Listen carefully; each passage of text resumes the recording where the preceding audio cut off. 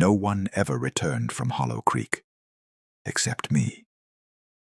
I remember that night with a clarity that has haunted me for years, though I wish every cell of my being could forget it. The sky was a low, suffocating gray, the kind that presses itself down onto the mountains until the ridges disappear into shadow. Stars, usually scattered like pinpricks across the Appalachian night, were swallowed entirely by thick clouds, swollen and dark, threatening rain, though the wind carried none.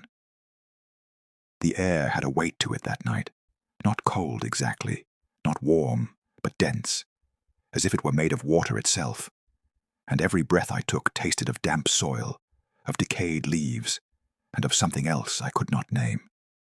By sunrise, the Miller family was gone. Gone in a way that left the house standing, their belongings untouched, and their dinner still warm on the table, as though they had simply stepped outside for a moment, and never returned. The plates sat with remnants of stew, the silverware catching the faint reflection of morning light, gleaming in a way that should have been comforting, but was not. The air inside the cabin smelled faintly of wood smoke that had never existed, and the floors held a chill that seeped into my shoes. Despite the rising sun, I could feel it even then. The hollow had left a mark, a presence I could not explain, a force older than the trees, older than the mountains themselves. I did not follow the usual trails that morning. There was no curiosity that could justify walking deeper into that place without understanding the danger. And yet something drew me forward, deeper into the underbrush, past the familiar paths where even deer dared not tread after dusk. I have never been able to explain that compulsion. I can only tell you that the hollow whispers in ways the mind cannot resist. And what I discovered when I followed the faint traces through the undergrowth changed everything I thought I knew about the mountains, the forests, and the people who vanish within them. The hollow itself is easy to overlook if you do not know where to look. It is a narrow, winding depression between two ridges, overgrown with brambles so thick that they claw at your clothes, scratch your hands, and leave marks that linger far longer than the moment would suggest. Fallen leaves coat the ground in mats so dense that every footstep is muted, absorbed, swallowed entirely. The trees bend toward each other, their branches weaving overhead like the fingers of some enormous hand, letting through only slivers of light. The moss clings stubbornly to rocks, slick and green, glistening with dew, and the smell of decaying vegetation hangs thick in the air, a cold, tangible reminder that this place does not belong to humans. Even the creek that winds through the hollow feels different, its water shallow yet strangely opaque, reflecting the shadows above rather than the sky. At the bottom of the slope sits the Miller cabin, a weathered structure barely standing against the years. Its timbers groan under their own weight, and the roof sags, worn by decades of rain and snow. The windows, streaked with dust, do not simply reflect the forest. They seem to peer back, carrying the movement of leaves and branches within their glass.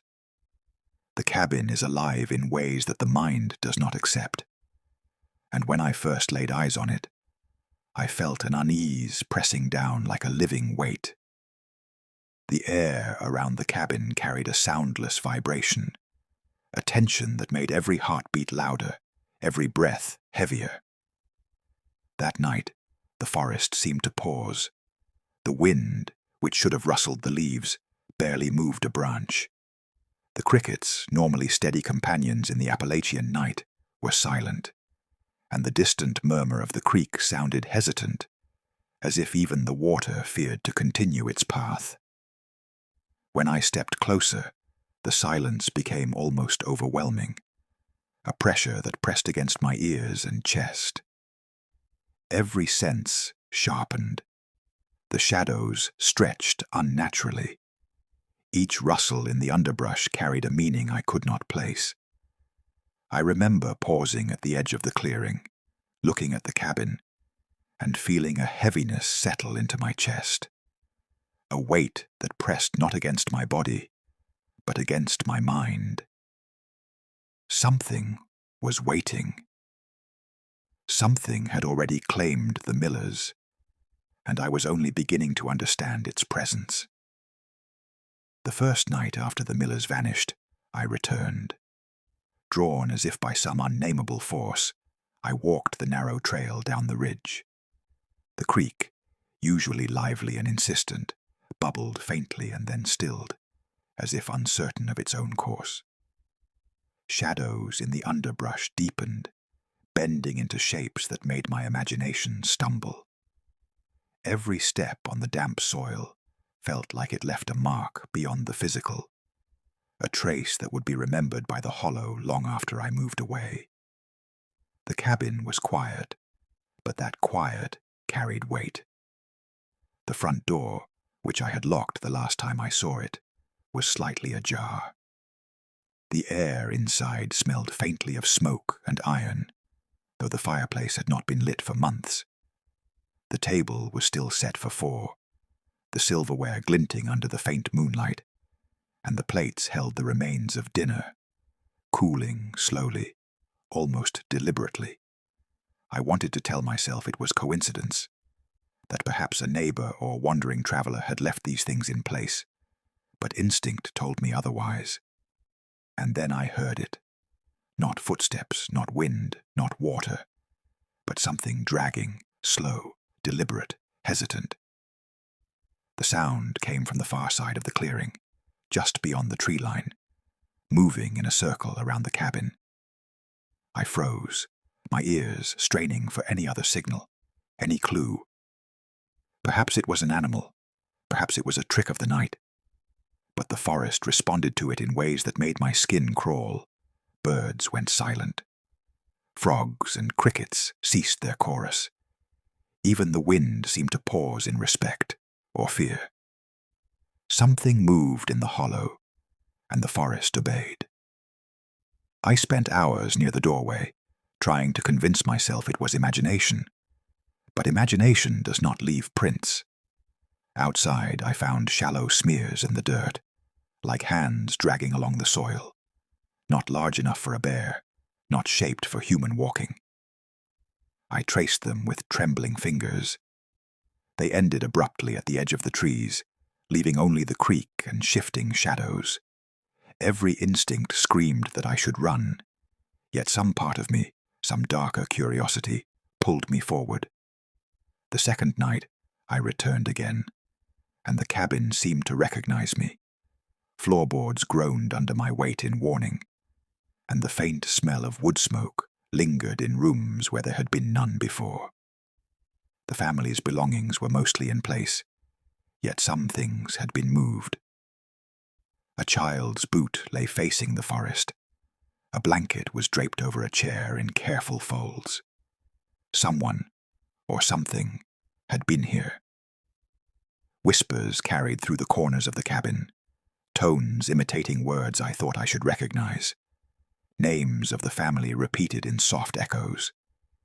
Each whisper made the hair on my neck rise, each sound a tether to fear I could not shake. At the edge of the clearing, I glimpsed movement. A figure, impossibly tall and still, emerged from the darkness. Shadows peeled from it, as if the night itself clung to the form. When I blinked, it was gone. Yet I knew it remained, observing, patient. The creek gurgled faintly, then paused mid-flow as if listening. Each natural rhythm seemed altered, hesitant, waiting for me to falter.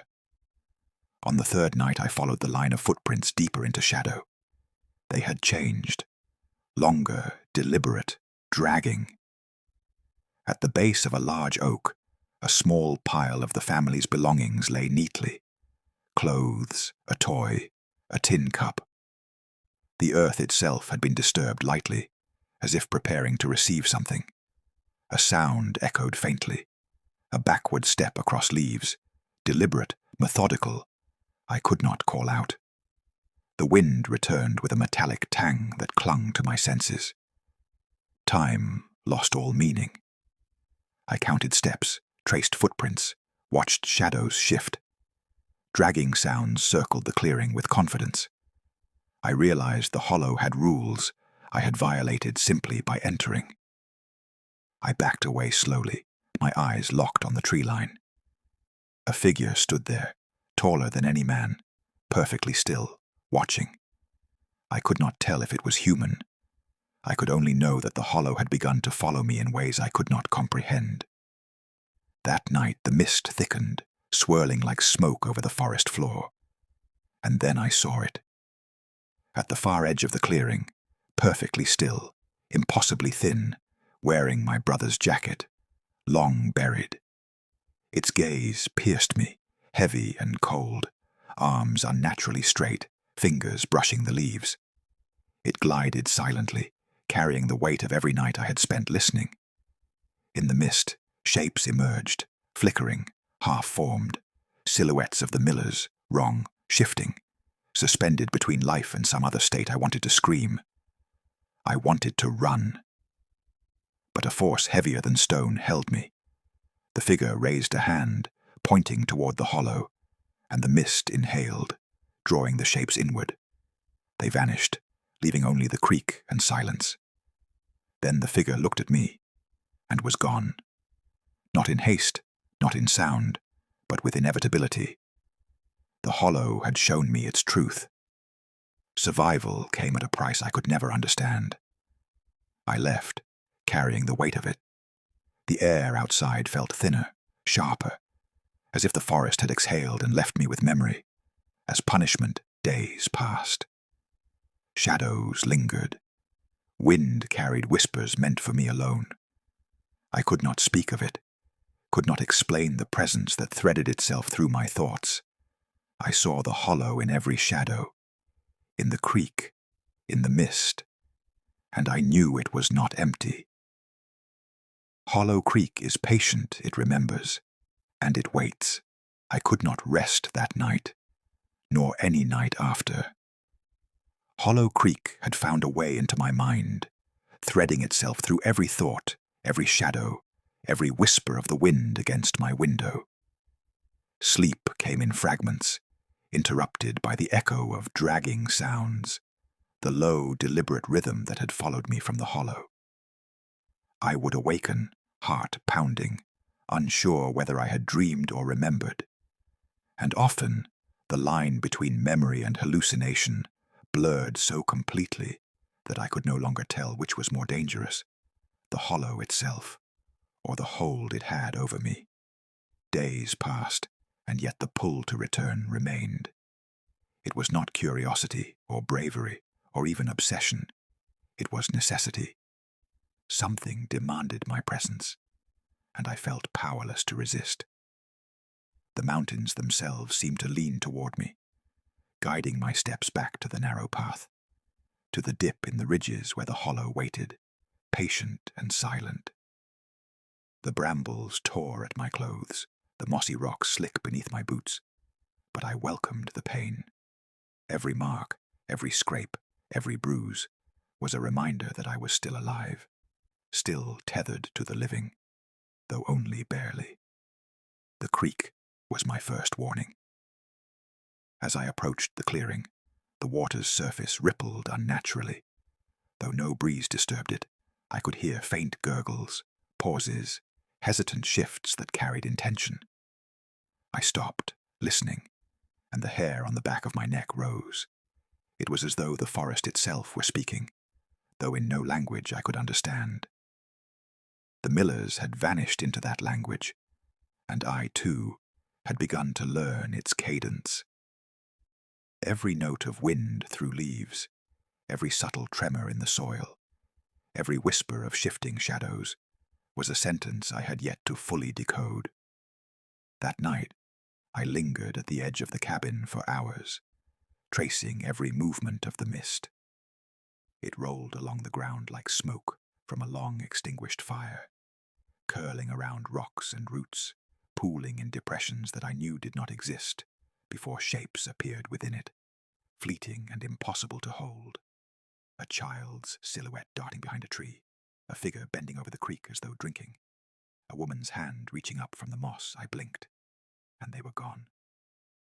Yet I knew I had seen them. My mind had not conjured them. The hollow had. And then I heard the sound, the dragging, deliberate rhythm, closer this time. It circled the cabin, faint at first, then louder, confident, deliberate. The forest seemed to hold its breath, shadows stretching toward me, as if to guide me or warn me I wanted to leave. But my legs did not respond. A compulsion rooted me to the earth, and I realized with a shiver that the hollow did not take its victims at random. It watched, it studied, it selected, and it had selected me. Hours blurred into one another. The moon, though hidden behind clouds, cast uneven light through the mist, revealing the cabin in pieces, the sagging roof, the warped door, the still table with its plates of cold stew. I traced my fingers over the footprints outside, noticing subtle changes from the previous night, longer, deeper impressions, almost as if the earth itself were being molded, sculpted to prepare for something unseen. And then I saw it, at the edge of the clearing, just past the creek, a figure standing perfectly still, impossibly thin, its head tilted in that same unnatural way, its jacket dark and familiar. I froze, my heart hammered, yet I could not turn away. And then the shapes emerged from the mist. The millers, though wrong, flickering, edges blurred as though the hollow had reshaped them. Their faces were distorted, impossible to read, yet I recognized them immediately. The youngest child reached a hand toward me, and I felt a tug at the edge of my consciousness. I could not move, could not speak, could not look away. A metallic scent drifted across the clearing, sharp and invasive, as if the earth itself were bleeding. And the figure, taller than a man, impossibly straight, wearing the jacket I had buried with my brother, raised a hand, and the mist inhaled, drawing the millers inward, step by step. They vanished, leaving only the hollow and its weight, pressing against me, reminding me that it had allowed me to survive. But only for now. I stumbled back along the trail, the forest alive with subtle, almost imperceptible movements. Branches shifted as though following me. Mossy stones seemed to twitch beneath my gaze, and above, the ridges leaned in, narrowing the sky, suffocating the stars, enclosing me in a dome of expectation and dread. By the time I reached the outer trees, I felt the hollow watching me retreat, waiting, knowing that I would return. And I knew, with an unshakable certainty, that I would. Days and nights merged into a continuum of memory and terror I could not eat. I could not sleep fully. I could not forget. Shadows lingered in my home, clinging to corners long after the sun rose. The wind carried whispers meant only for me. A reflection in a window could become a figure, standing just beyond the glass.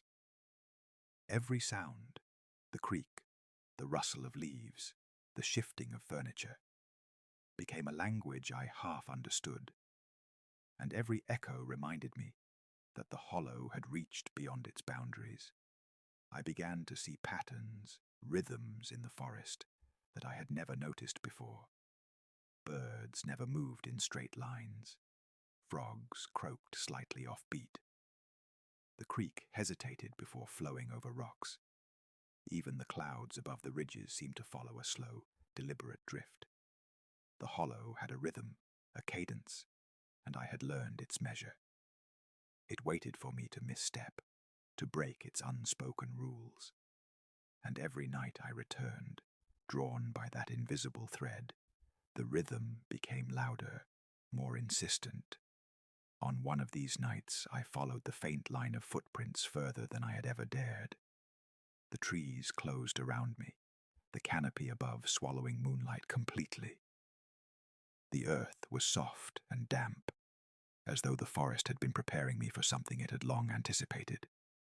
And then I saw the pile. Not scattered, not random, but arranged neatly. The miller's belongings, as though set for a final inspection. The child's toy, the tin cup, a jacket. All ordinary, all innocuous. And yet their arrangement made my stomach tighten. The soil beneath was lightly disturbed, as if the forest had been digging a shallow grave for something unseen. And then the dragging sound returned, deliberate, purposeful, circling the clearing once more. I could not run, though I wanted to. My legs had become a part of the hollow, rooted in the soil, unable to resist the command. And then I glimpsed it. At the far edge of the clearing, taller than a man, impossibly thin, wearing my brother's jacket, head tilted, waiting. Behind it, faint shapes flickered in the mist. The millers, twisted by the hollow's touch, present but not alive, watching, studying me. My breath caught in my throat, every nerve screaming in protest. Yet I could not move. I realized then, with bone-deep certainty, that the hollow did not merely take. It reshaped, it rehearsed, it demanded witness.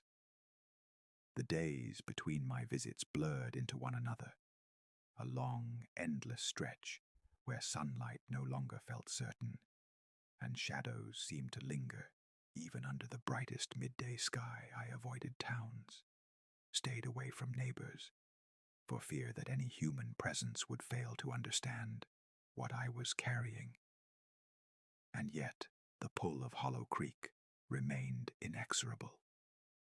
It called to me in the smallest details of life, the rustle of leaves on the street, the curve of a creek I passed in a distant town, the faint scent of damp moss when I entered a building. It had begun to weave itself into my perception of reality, making the ordinary uncanny, and the ordinary had begun to look for me. On the fourth night, I returned, though my legs trembled before I even reached the edge of the clearing. The path was softer than I remembered, as though the forest had absorbed the footprints I left before. The creek sounded different, a low, rhythmic gurgle, almost like a chant it called to me. I followed the water, tracing its path along stones polished slick by time and moisture, and felt the weight of the hollow pressing in from all sides. I no longer doubted its presence. It was as tangible as the cold air pressing against my lungs. The cabin appeared through the mist, and I realized with a chill that it was watching me as much as I was watching it. Shadows stretched unnaturally from the eaves, pooling in angles that should have been impossible. I stepped into the clearing slowly, my feet tracing the familiar path of the miller's absence, the place where their belongings had once been arranged. But tonight, the forest had added new touches. A child's hat, an old coat, scraps of fabric that had never belonged to anyone I knew, carefully placed, like offerings or warnings. The wind carried a metallic tang that made me gag, yet I inhaled anyway, compelled to understand. I wandered along the perimeter, careful not to disrupt anything, tracing the path where the dragging sounds had moved before. And then I heard it differently, not just dragging, not just deliberate, but layered. Multiple rhythms overlapping, some hesitant, some confident, some slower than the last. The hollow was no longer singular in its intent. Something else had joined it. Or perhaps it had always been multiple, and I was only beginning to perceive the orchestration. Shapes flickered in the mist. A tall figure, impossibly thin, emerged at the far edge of the clearing, wearing a jacket I knew too well. And around it, forms that could have been the millers, or echoes of them, danced in shifting patterns, half visible, like smoke caught in moonlight. They repeated gestures I recognized, the mother reaching for the child, the father searching the forest floor, the youngest child lifting a hand in greeting. But the gestures were distorted, warped, as if time itself had been twisted inside the hollow. My stomach churned. I realized I was witnessing not just a memory, but a performance, carefully arranged, rehearsed by the forest, or something inside it. I stepped closer, compelled, and the mist thickened, rolling up over my boots, soaking my clothes, chilling me to the bone. The earth beneath me seemed to pulse with life, responding to my heartbeat, echoing my fear. And then a sound I had not heard before, a low, guttural hum, resonant, vibrating through the soil, the roots, the air itself. I understood, in a sudden, horrifying clarity, that the hollow had a voice. It had always had a voice, and I had been deaf until now. It was speaking through the forest, through the mist, through the very bones of the earth. I staggered back, overwhelmed. The figures, shifting, flickering, unformed, seemed to respond to the sound, pausing mid-motion, heads tilting in unison toward me. The tall figure raised a hand, and the forest itself seemed to lean in, branches swaying though no wind blew, leaves shivering though no one had touched them. The hollow was aware of me in a way that was not passive. It had been waiting for this precise moment, and now it acknowledged me. Recognition filled me with a terror that was deeper than fear. It was understanding. The hollow had rules, and I had broken them again by observing, by witnessing, by returning.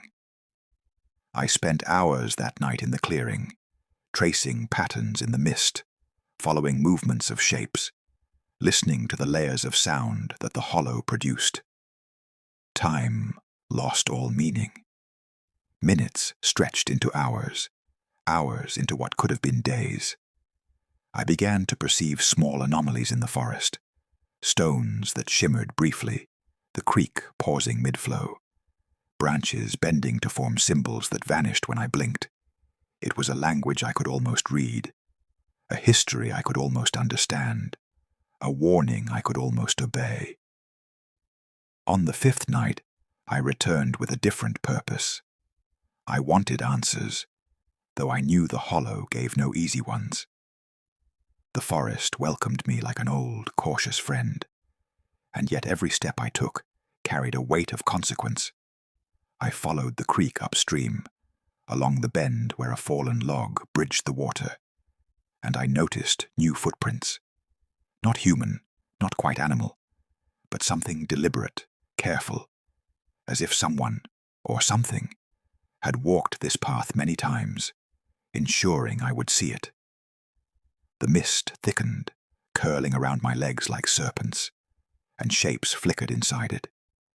Fleeting glimpses of faces, hands, glimpses of bodies half hidden in shadow.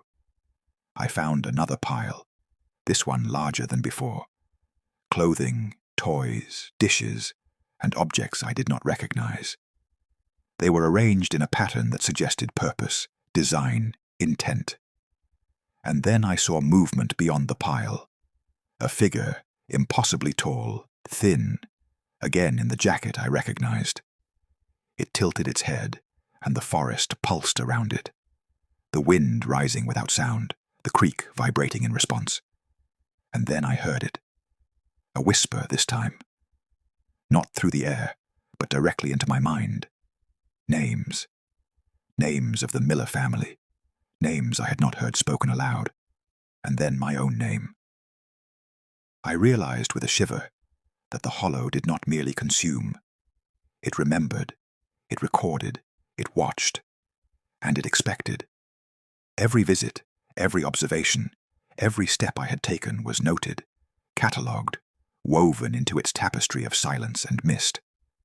I understood then that survival came not from fleeing, but from obedience, from understanding the cadence, the rhythm, the patterns, and I had barely begun to grasp them. The mist rolled closer. The figures emerged more clearly. The millers, distorted, shifting, impossibly familiar, and the tall figure, watching me with unyielding attention. The creek's flow mirrored my heartbeat, slow and deliberate.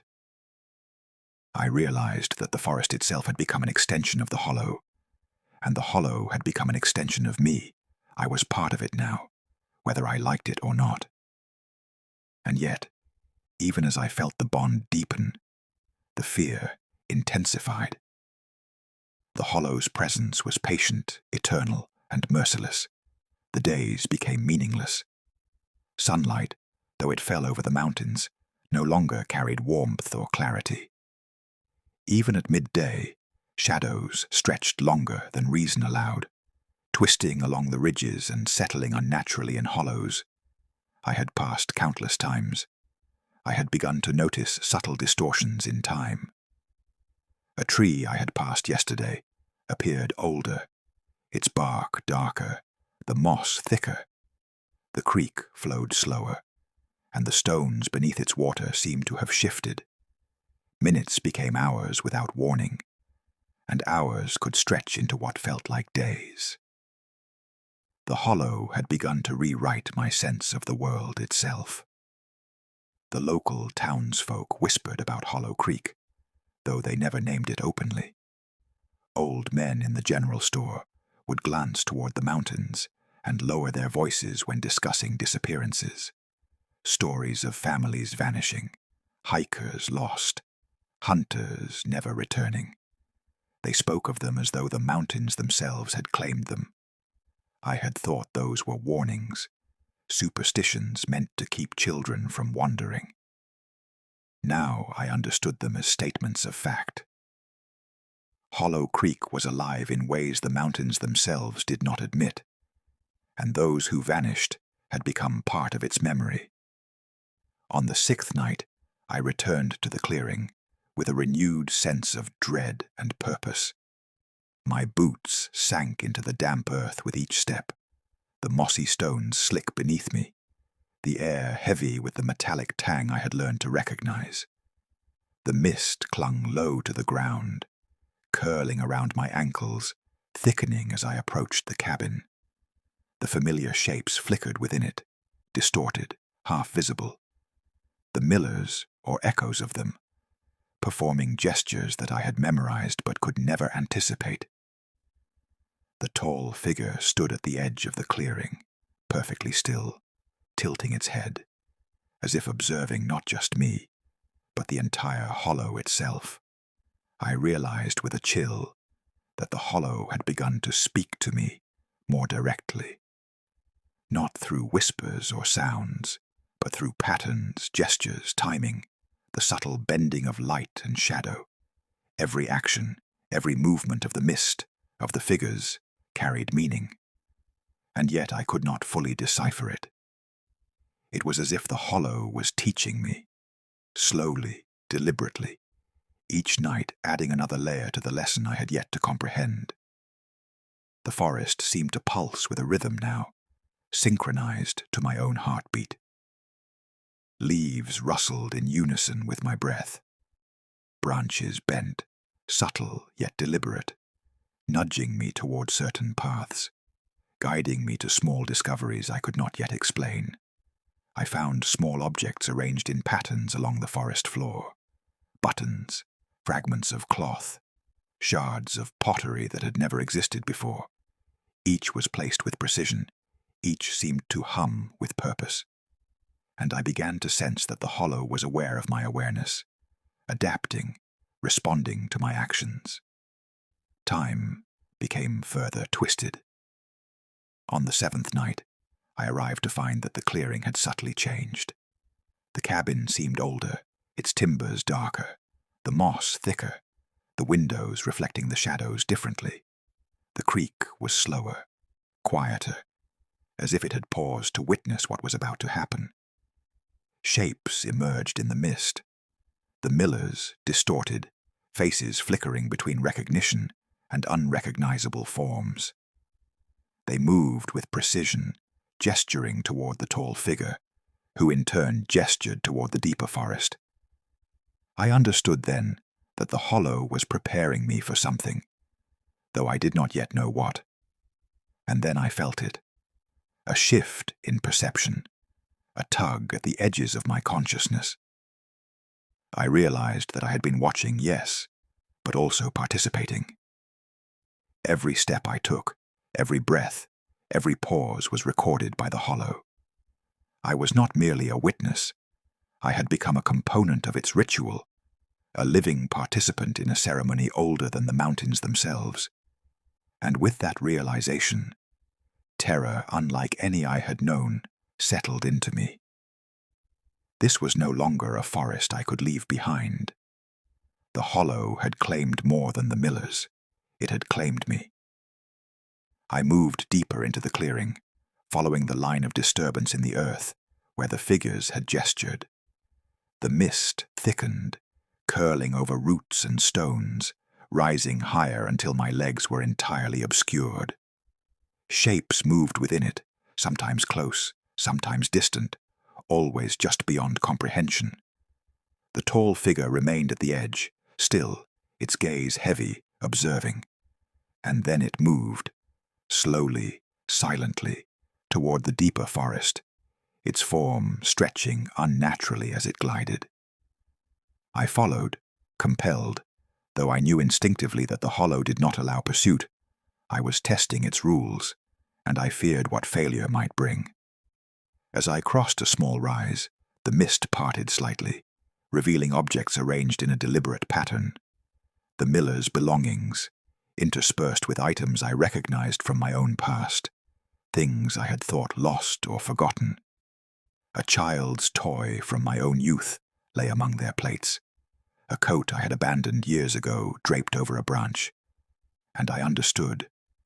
The hollow did not merely claim what was present.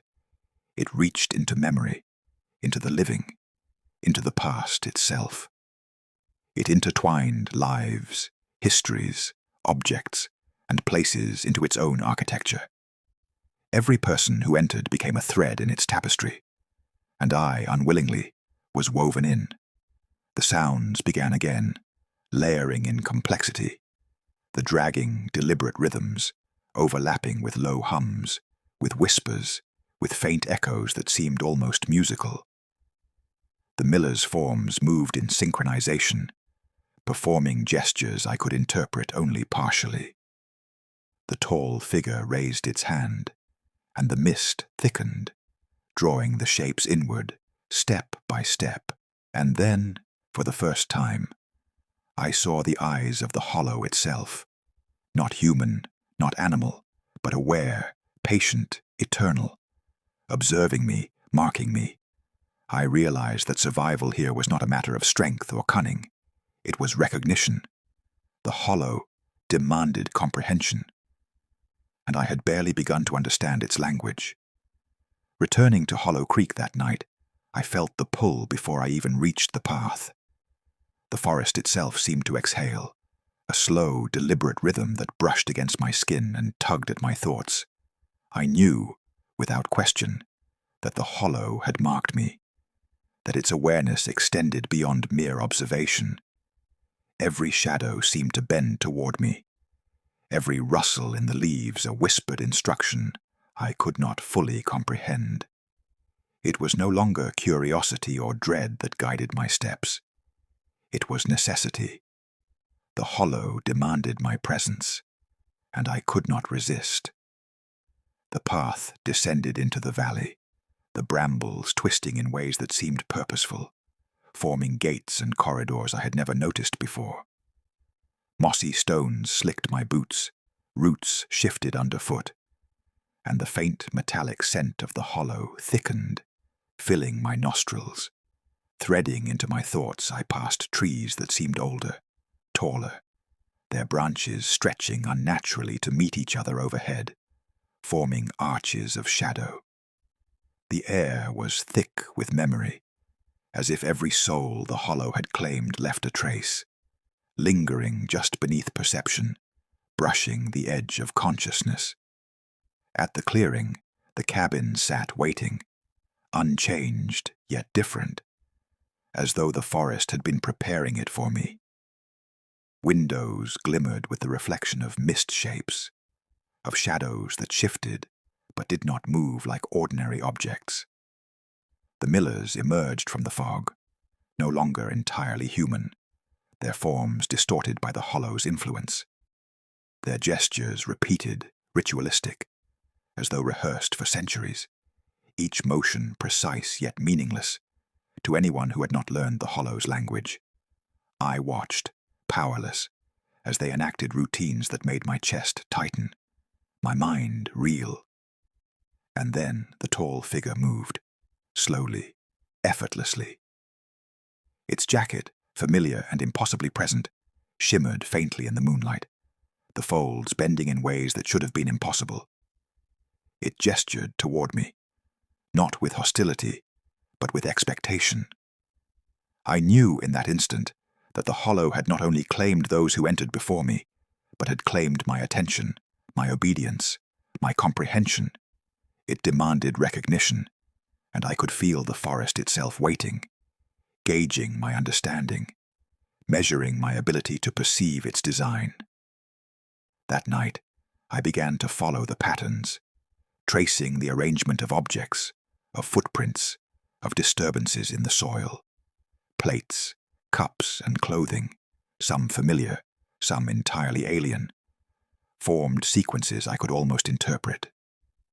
The dragging sounds layered over one another, overlapping with low hums, with whispers that seemed to reach directly into my mind. And then I realized the shapes were not merely moving. They were guiding, instructing.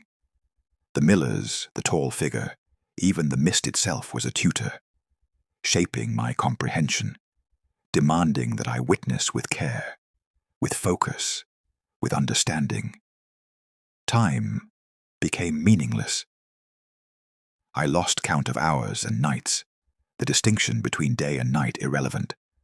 The forest stretched and contracted around me, the ridges bending in ways that defied physics, the creek twisting in patterns I had never observed before. I began to feel a presence behind me constantly, just at the edge of perception, a pulse that mirrored my own heartbeat, a rhythm that suggested I was no longer observing but being observed, incorporated into the hollow's design. On the 8th night, the hollow revealed another layer. I saw glimpses of what it had claimed before: families, travelers, hunters, entwined in the mist, their forms dancing between memory and reality, living and not. Some were fully human, some distorted, others barely present at all, flickering in and out like dying stars. And I understood then that the hollow was patient. It did not consume in haste. It taught, observed, restructured, and ultimately absorbed those it touched. Survival was not a matter of speed or strength, but comprehension, adaptation, the slow alignment of self with the hollow's rhythm. I reached the far edge of the clearing, where the underbrush thickened, where the familiar line of footprints led into shadows that should have been impassable. The mist thickened, curling around me, soaking through my clothes, chilling me to the bone. Shapes flickered, the millers, fragments of my own past, objects that should have been lost or forgotten, and in the center, the tall figure, watching, waiting, gesturing. My mind screamed to retreat, to flee, but I could not. Every fiber of my being had been woven into the hollow, and retreat was impossible. I noticed patterns in the forest I had missed before, branches leaning toward points I had not yet walked, stones arranged to mark invisible paths. Moss thickened in deliberate curves. The hollow had built itself here over centuries, and I was witnessing a language of place and time, of presence and absence, that my mind struggled to decode. And as I moved carefully, tracing the sequence, I realized with terror that the hollow had reached into memory. Objects from my childhood, long lost, appeared among the miller's belongings. Names whispered I had not heard spoken aloud. Faces flickered at the edges of vision, friends, family, strangers I had once passed in towns I had forgotten. The hollow had remembered all. And then the tall figure moved, and the mist obeyed. Shapes twisted and reformed, shadows stretched unnaturally, the creek paused mid-flow, and the forest itself pulsed with a rhythm aligned with my heart. I realized with dread that the hollow was alive in a way I could not fully comprehend. It was a presence older than the mountains, older than the trees, patient and eternal, measuring, cataloging, instructing. Every motion, every breath, every thought I had was recorded, incorporated, woven into its architecture. And I understood, in the deepest recesses of my mind, that I could never leave. I stepped forward, compelled by necessity, following the sequence, tracing the patterns, observing the miller's distorted forms, obeying the rhythm of the hollow. And as I did, a sound emerged beneath all others, a low hum, vibrating through the soil, the roots, the air itself, a resonance that communicated understanding without words. It was the hollow speaking directly to me, and I understood, finally, a fraction, a shard of its design. The forest had a memory, a purpose, a measure, and I was now a part of it. By the time I stumbled from the clearing, hours, or perhaps days, later, the mist receded slightly. The creek resumed its gurgle. The forest returned to a semblance of normalcy, yet the hollow remained, imprinted on my mind, threading through every memory, shadow, whisper, heartbeat. I realized that survival here was not simply physical. It was spiritual, cognitive, a measure of one's ability to perceive, to recognize, to obey the rhythm of a forest that was neither living nor dead, but something older, patient, eternal. By the 9th night, I understood that Hollow Creek had grown beyond any comprehension I had previously allowed myself. It was no longer a place I entered. It was a consciousness, vast and patient, enfolding the very landscape and every creature, alive or remembered, into its folds. The forest pulsed beneath my feet, with a rhythm that was neither heartbeat nor wind, but something in between, a slow calculation, precise yet ancient. Every step I took carried weight, not simply on the soil, but on the hollow itself. I had become, willingly or unwillingly, a participant in its endless memory. The path down to the clearing was longer than I remembered, winding tighter through brambles that resisted each movement with a subtle, deliberate pressure. Roots twisted and curled beneath my boots, shaping themselves around my steps, guiding me, corralling me. Moss clung thicker, darker, giving the illusion of stepping into a shadow that was not mine alone. I realized with a chill that the forest itself had learned my rhythm, my gait, the weight of my boots. It anticipated me, shaping itself as I approached, preparing the clearing for what it intended me to witness. At the cabin, the shapes had changed again. The millers were present, yes, but not as I remembered. Their forms flickered in a way that suggested layers of memory stacked atop one another. At times, I could see them as they had been, alive and ordinary. At other times, distorted, almost skeletal, faces unreadable, gestures half-formed. And standing among them, the tall figure, impossibly thin and long, tilted its head in a way that felt like scrutiny. Not judgment exactly, but a measure, an accounting of my awareness, my capacity to understand what I had seen.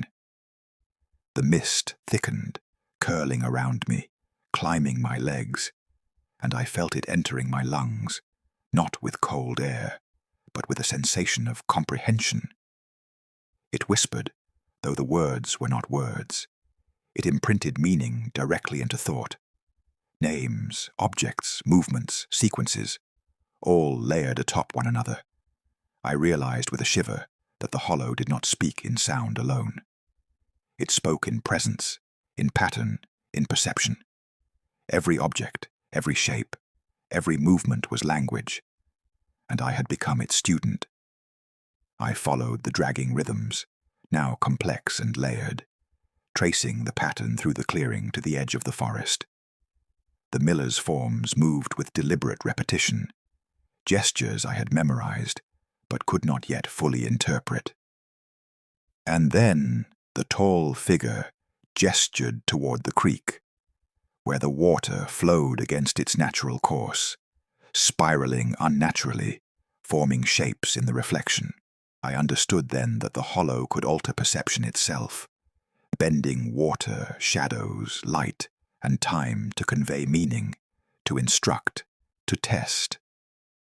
I stepped closer, heart hammering, legs trembling. The forest pulsed around me with awareness, responding to every motion. Leaves shivered though no wind blew. Branches bent slightly as if nudging me along. Stones shifted beneath my feet. And in that moment, I felt the hollow reach into memory, extracting long-forgotten fragments of my life, intertwining them with the miller's presence. A child's toy I had lost years ago appeared at the creek's edge, half buried in moss. A scrap of paper I had thought destroyed fluttered from the mist, carrying words I barely recognized. The hollow remembered everything, and it demanded that I remember as well. Time fractured further. Minutes stretched into hours, hours into days. The mist thickened to a curtain, obscuring the clearing entirely. Yet the figures remained visible, flickering, gesturing, marking sequences I could barely follow. The tall figure's gestures became increasingly deliberate, pointing to corners of the forest where shadows moved unnaturally, where the creek bent in impossible curves, where stones formed symbols I could not name. I realized, with dread, that the hollow's design was infinite. There was no single point of completion, no end. Every observation, every step, every breath became part of its architecture, part of its endless memory. I tried to speak, but my voice failed. Words were inadequate here. The hollow responded not to language, but to perception, to comprehension, to recognition. My mind raced to decode patterns, to understand the sequences of movement, the placement of objects, the layering of shadows and light. And as I did, I felt myself pulled into the ritual of observation, of recognition, of witnessing in alignment with the hollow's rhythm. To step incorrectly, to misinterpret, could mean erasure, absorption, transformation into memory itself. Shapes emerged within the mist that night, unlike any I had seen before. Fragmented forms, not entirely human, not entirely memory, moving with a purpose I could not decipher. The miller's silhouettes flickered in and out of solidity, sometimes merging with the tall figure, sometimes standing apart, forming a choreography older than the forest itself. And I realized that the hollow had layered its victims, its memories, its patterns into a sequence that I could not hope to fully grasp. It was patient, eternal, and meticulous. At the creek, the water's surface shimmered unnaturally, reflecting not just the forest above, but impossible landscapes, distorted ridges, overgrown clearings, impossible paths that seemed to lead simultaneously to the past and the future. I stepped closer, compelled to observe, to witness. And as I did, the tall figure moved with impossible grace, reaching into the water, and I saw for the first time that the hollow could alter not just perception, but reality itself. Shapes in the creek twisted, mirrored, multiplied. Forms appeared that had never existed, and yet felt inevitable. Inevitable as the pull of the forest, as the inevitability of being observed. I backed away slowly, knowing instinctively that retreat was meaningless. The hollow had incorporated me fully into its sequence. My mind raced, trying to catalogue every movement, every shadow, every whisper, every gesture. But it was futile. The forest had already claimed comprehension beyond human measure. And yet, despite terror, there was a strange exhilaration. I was witnessing something vast, eternal, and beyond the confines of ordinary understanding. The hollow was history, memory, and presence, all entwined, and I was now part of it. That night, I left the clearing, though the hollow's awareness followed me beyond the trees, beyond the creek, beyond even the ridge. It pressed against my thoughts, threaded into dreams, laced itself into memory. I realized that survival was not leaving the hollow, but existing within its influence, understanding its patterns, recognizing its presence in every shadow, every rustle, every bend of the creek. The hollow did not take in the way one might imagine it enveloped, wove, threaded, and incorporated. And I had become a part of it. By the 10th night, I had begun to sense the hollow's intention more clearly, though understanding was still fragmented, like glimpsing shapes through a fogged window. It did not simply observe. It guided, tested, and demanded recognition. The forest itself had become a living map of memory and movement, and every step I took was both a question and an answer, a choice and a compulsion. Shadows stretched unnaturally, mist flowed with deliberate intent, and the creek's gentle babble now carried a cadence that mimicked thought. Every detail, every movement, every flicker of light was communication, and I had no choice but to obey. The clearing awaited, shrouded in thicker mist than before, curling around the cabin like the embrace of something patient and eternal. The miller's forms moved within it, fragmented, distorted, yet precise in gesture. At times I could see them as they were, living and ordinary. At other times their outlines flickered into forms I did not recognize. Elongated limbs, faceless heads, torsos bending at impossible angles. And the tall figure stood beyond them, still, a sentinel of impossibility, gesturing for me to step forward, closer to the creek, closer to the center of the hollow's design. As I approached, the forest itself seemed to tighten, drawing me inward, folding the clearing into something smaller, more intricate. Branches leaned toward me, moss-covered stones shifted, and the creek's water swirled unnaturally, revealing mirrored landscapes impossible to reconcile with reality. I noticed for the first time that the patterns on the forest floor were changing.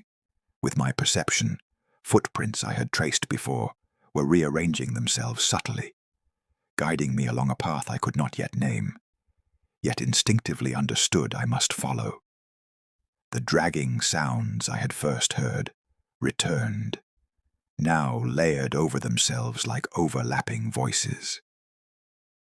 They circled the clearing, moving in rhythms I could feel in my chest, resonating with a pulse that seemed both inside and outside my body. The miller's forms gestured toward points along the creek, toward the edges of the forest, where shadows bent unnaturally, and I realized the hollow had begun incorporating me fully into its choreography. I was no longer a witness. I was an instrument, a participant, a student of its language. Time fractured again.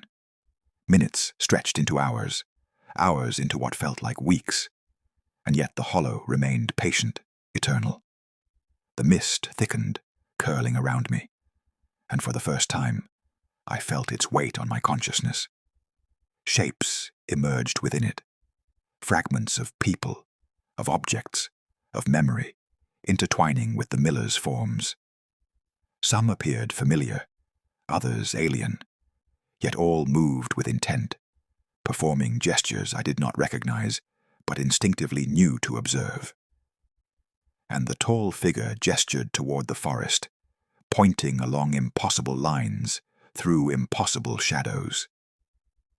I stepped forward, compelled, tracing the patterns in the soil, following the gestures of the figures. The creek flowed strangely, twisting into shapes that were reflections of memory and impossibility, mirroring landscapes that should not exist. And I understood. The hollow could manipulate perception itself, bending reality to its will. Shadows moved independently of light. Mist thickened and thinned at the hollow's direction, and every object, every fragment of memory, was part of its instruction. I reached the edge of the creek, where the water seemed to pause mid-flow, curling into shapes that mirrored the forms of the millers and myself. The tall figure moved toward the water, its steps silent, impossible, gliding across the stones as if they were air. And then, for the first time, I felt the hollow reach inside me. Not physically, but mentally, threading through memory, thought, comprehension. It touched moments I had buried, feelings I had forgotten, connecting them to the rhythm of the forest, to the gestures of the figures, to the sequence of the hollow itself. Panic threatened to overtake me, yet I could not flee. Every instinct screamed to run, yet I knew that in this place, escape was meaningless. To step away was to misunderstand, to misread, to be erased, absorbed into the hollow's endless memory. And so I followed, tracing patterns, observing sequences, cataloguing gestures, listening to rhythms that were not sound but comprehension itself. The forest pulsed in synchrony with my awareness, guiding me deeper, further into the hollow's intent. Shapes moved within the mist, shapes that were not fully human, not fully memory, but something in between. The miller's forms flickered, merging with shadows, elongating, contracting, performing gestures in a rhythm I could not yet name. And the tall figure gestured toward the forest, toward trails I had never walked, toward patterns I had never seen. I understood, at last, that the hollow's design was infinite, eternal. There was no escape, no finality. Every observation, every breath, every thought became part of its sequence, woven into its tapestry, threaded into its memory. As I stepped forward, following the gestures, the creek's water shimmered with impossible reflections. Forests within forests, ridges that twisted upon themselves, hollows within hollows. The mist thickened, curling around me like a living presence, wrapping my limbs, entering my lungs. Threading into thought, I felt the hollow's awareness pressing on me, testing me, measuring me, instructing me. Survival was no longer about leaving. Survival was about comprehension, alignment, recognition. And I knew, with certainty, that I had survived thus far only by beginning to understand. That night, the hollow reached a new level of interaction. I saw forms emerge from the creek itself, shapes that were memory, shadow, impossibility, dancing along the water's surface. The millers moved with the rhythm of the creek. The tall figure gestured in precise sequences, and I traced them, moving in concert, aligning myself with the hollow's intention. Every movement, every breath, every thought was measured, incorporated, assessed. I realized that the hollow was infinite, eternal, patient beyond comprehension, and I was now fully woven into its architecture. By the time I left the clearing, whatever remained of night had faded into a distorted dawn. Mist lingered along the forest floor, curling around stones and roots. The creek flowed again, slower, deliberate, carrying reflections of things I could not name. The miller's forms had vanished. The tall figure had disappeared. Yet I felt their presence in the patterns etched into the earth, the rhythm of the water, the sway of branches. The hollow had marked me, and I was now a part of its memory, threading my thoughts, my perception, my awareness into its endless, patient sequence.